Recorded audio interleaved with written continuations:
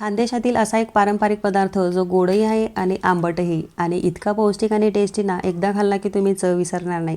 आज आपण बनवणार आहोत गोड शेवाळ्या आणि सोबत चिंचेची चिचवाणी. खानदेशातील अगदी पारंपरिक आणि पौष्टिक पदार्थ आज आपण बघतोय. जुन्या काळापासून प्रत्येक घराघरात हा पदार्थ खूप आवडीने आमच्याकडे बनवला जातो. गव्हाच्या पिठापासून तयार केलेल्या शेवाळ्या गुळामध्ये शिजवायच्या आणि सोबत चिंच गुळाची चिचवाणी अशी आंबट गोड भन्नाट चव त्याची लागते. किंवा गरम दुधासोबत किंवा साजूक तुपाबरोबर खाल्ल्या ना तरी अप्रतिम त्या लागतात. आणि सगळ्यात महत्त्वाचं म्हणजे बनवायला तर खूप सोप्या आणि झटपट तयार होतात. नमस्कार, मी स्मिता. स्मितूज रेसिपीमध्ये तुमचं खूप खूप मनापासून स्वागत करते. आता सुरुवातीला चिंचेची चिचवाणी मी तयार करून घेतली. एक मूठभर मी चिंचा घेतलेल्या आहेत आणि सोबत त्याच्या समप्रमाणात एवढा गूळ घेतला आहे. ह्या चिंच खूप कमी आंबट आहे ना, म्हणून एवढ्या प्रमाणात गूळ पुरेसा होतो. खरं तर गुळाचं काही प्रमाण नाही आहे, कारण चिंच किती आंबट गोड आहे त्यानुसार गुळाचं प्रमाण हे कमी जास्त होऊ शकतं. आता याला एका पातेल्यामध्ये मी 2 ग्लास पाण्यामध्ये याला भिजत घातलेले आहेत आणि कमीत कमी अर्धा तासासाठी आपल्याला हे भिजत घालायचे आहेत. त्यामुळे त्यांचं वरचं कवर छान मऊ होतं आणि गूळ देखील छान पगळतो आणि आपल्याला चिंचेचं पाणी छान तयार करता येतं. आता हे भिजेपर्यंत पुढची तयारी करून घेतली मी. आता ह्या शेवळ्या वापरते मी. गव्हाच्या पिठापासून तयार केलेल्या या शेवळ्या, जाळ शेवळ्या इथे वापरते. जाळ शेवळ्यांपासून अशा गोड शेवळ्या तयार केल्या जातात. खरं तर आधीच्या काळामध्ये पाटावरती ह्या शेवळ्या तयार केल्या जायच्या, हाताने तयार केल्या जायच्या. पण आता तसं काही तयार करत नाही. आता मशीनने सहज तयार करून देतात. आमच्याकडे अशा मॅगी शेवळ्या देखील म्हटलं जातं यांना. ते लोक सहज तयार करून देतात. जर तुम्ही मॅगी शेवळ्या म्हटल्या तर ओललेल्या गव्हापीठापासून ह्या शेवळ्या तयार केल्या जातात. साधं गव्हाचं पीठ नाही वापरत. जर तुम्हाला ओललेल्या गव्हाच्या पिठाची रेसिपी हवी असेल ना, तर मी डिस्क्रिप्शनमध्ये लिंक देते, जरूर चेक करा. आता ह्या शेवळ्या एकदाच अशा तयार करून ठेवायच्या आणि उन्हात छान कोरड्या करून वर्षभरासाठी स्टोअर करून ठेवायच्या. म्हणजे हव्या त्यावेळेस हा पौष्टिक पदार्थ आपण झटपट तयार करू शकतो. आमच्याकडे आवर्जून केला जाणारा आणि आवडीने खाल्ला जाणारा हा पदार्थ आहे. खूप छान चवीला लागतो. आता एकूण मी या ठिकाणी 4 जणांसाठी पोटभरीचं जेवण बनवते, म्हणून एक ताट भरून एवढ्या मी शेवळ्या घेतलेल्या आहेत. ह्या दिसतात तर खूप, पण शिजल्यानंतर खूप थोड्या प्रमाणात होतात. आता एवढ्या शेवळ्या आपल्या काढून ठेवल्यात बाजूला. आता याला शिजत घालण्यासाठी मोठं पातेलं आपल्याला वापरायचं आहे. जाळ गुळाचं आपल्याला वापरायचं आहे, कारण हे शिजताना खूप ओततं ते आणि गॅस खूप खराब होतो, फेस होतो शिजताना. त्यामुळे मोठं पातेलं आपल्याला वापरायचं आहे. आता एकूण 4 ग्लास एवढं पाणी घेतलं आहे. एवढ्या शेवळ्यांसाठी अगदी पुरेसं होतं. आणि गुळाचं प्रमाण म्हटलं, जरी ह्या जास्त दिसत असतील ना, पण शिजल्यानंतर कमी होतात, तसा अंदाजाने आपल्याला गूळ घ्यायचा आहे. आता एवढं ताट भरून शेवळ्यांसाठी ना, एक मोठी वाटीभर एवढा गूळ घेतला आहे मी. अगदी परफेक्ट टेस्टला होतात. आता पाण्यामध्ये गूळ टाकून हाय फ्लेमवरती या पाण्याला उकळी आणायला ठेवली. पाण्याला उकळी येईपर्यंत इकडे चिंचेचं पाणी मी तयार करून घेतलं आहे. छान असं मऊ त्यांचं वरचं कवर भिजलं आहे बघा. हाताने असं चुरून घ्यायचं आणि छान असं त्याच्या बिया मोकळ्या करून घ्यायच्या. गूळ देखील छान हा भिजलेला आहे, मऊ झालेला आहे.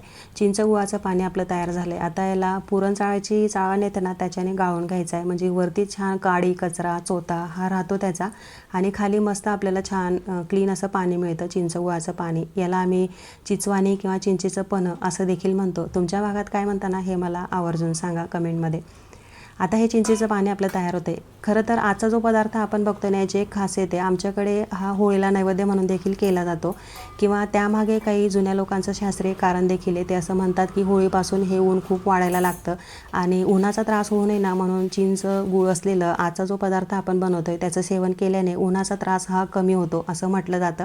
त्यामुळे होळीपासून शेवाळ्या आणि चिंच गुळाचं पाणी याचं सेवन आमच्याकडे केलं जातं. आवर्जून घरोघरी आवडीने केला जाणारा हा पदार्थ आहे. आमच्याकडे खूप जुन्या काळापासून चालत आलेला हा पदार्थ आहे. खूप पौष्टिक देखील आहे, कारण आपण गव्हाच्या पिठापासून शेवळ्या तयार केल्यात आणि गुळामध्ये त्या शिजवलेल्या आहेत. आणि शिवाय चिंच आणि गुळाचं पाणी देखील आपण वापरतो.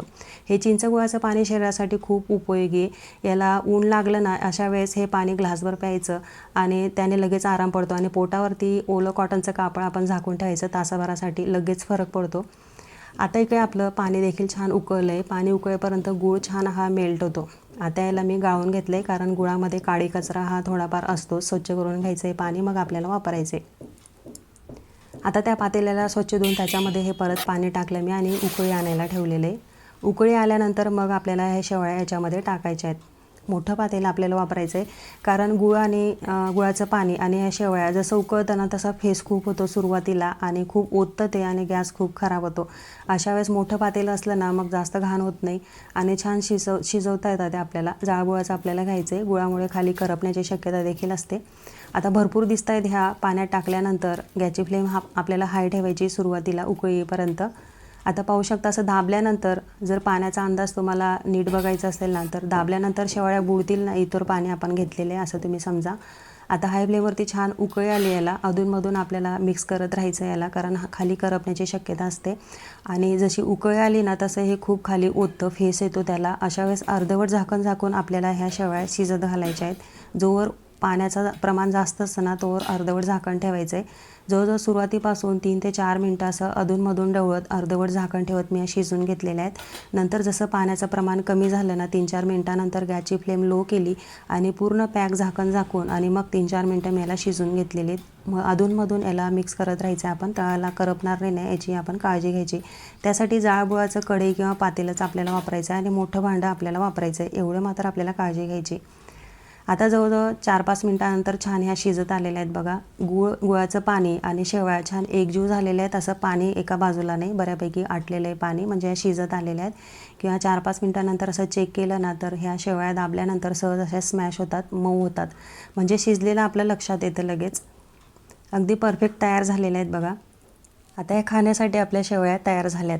दिसायला किती सुंदर दिसत आहेत ना तेवढ्या चवीला अप्रतिम ह्या लागतात आणि पौष्टिक देखील खूप आहेत, कारण गव्हाच्या पिठापासून तयार केलेल्या ह्या शेवळ्या आणि सोबत गुळामध्ये शिजवल्या आहेत ना त्यामुळे खूप पौष्टिक ह्या शरीराला असतात. शिवाय चिंच गुळाच्या पाण्यामुळे खूप छान चवीला लागतात. आंबट गोड चव खूप भन्नाट अशी त्याची लागते. जर तुम्हाला आंबट गोड आवडत नसेल ना तर गरम दुधाबरोबर अप्रतिम लागतात किंवा शिवाय साजूक तुपाबरोबर खूप छान लागतात. तुम्ही नक्की ट्राय करून बघा. बनवायला तर खूपच सोप्या, झटपट तयार होतात. मुलांना मधल्या वेळेत भूक लागली ना तर आपण नाश्ता स्वरूपात अगदी झटपट मुलांना तयार करून देऊ शकतो. तर कशी वाटली तुम्हाला आजची ही जुनी पारंपरिक रेसिपी मला कमेंटमध्ये जरूर सांगा. रेसिपी आवडल्यास रेसिपीला लाईक करा, चॅनलला सबस्क्राईब करा, रेसिपीला हाईप करायला विसरू नका. चला तर मग पुन्हा भेटूया अशा छानशा रेसिपीसोबत. तोपर्यंत धन्यवाद.